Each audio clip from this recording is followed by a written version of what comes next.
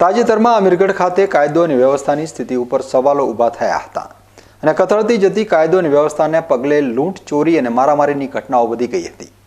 તાજેતરમાં જ અમીરગઢમાં વેપારીને માર મારીને લૂંટ કરવાની ઘટના બનતા અમીરગઢ વેપારી મંડળ દ્વારા સમગ્ર અમીરગઢમાં બંધ પાળવામાં આવ્યો હતો। ત્યારે આવા અસામાજિક તત્વોને યોગ્ય નશ્યત આપવા માટે બનાસકાંઠા જિલ્લા પોલીસ વડાએ ખુદ કમાન સંભાળી હતી અને આ ઘટનામાં ફરાર આરોપીઓને ઝડપી પાડવા માટે જિલ્લા પોલીસ વડાની સૂચનાથી અમીરગઢ પોલીસ અને રેલવે પોલીસે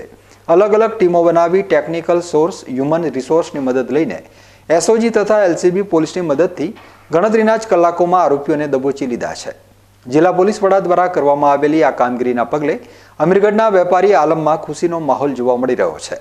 અને જિલ્લા પોલીસ વડાની આટલી ઝડપી કામગીરીના પગલે અમીરગઢ ખાતે વેપારીઓએ જિલ્લા પોલીસ વડા અક્ષયરાજ મકવાણા અમીરગઢ પોલીસ સ્ટેશન ખાતે જ ફુલાર પહેરાવી સન્માન કર્યું હતું। આ પ્રસંગે જિલ્લા પોલીસ વડાએ જણાવ્યું હતું કે અમીરગઢ પોલીસ ચોકી માટે અલગથી એએસઆઈ અને કોન્સ્ટેબલની સાથે જીઆરડીના જવાનો મૂકવામાં આવશે।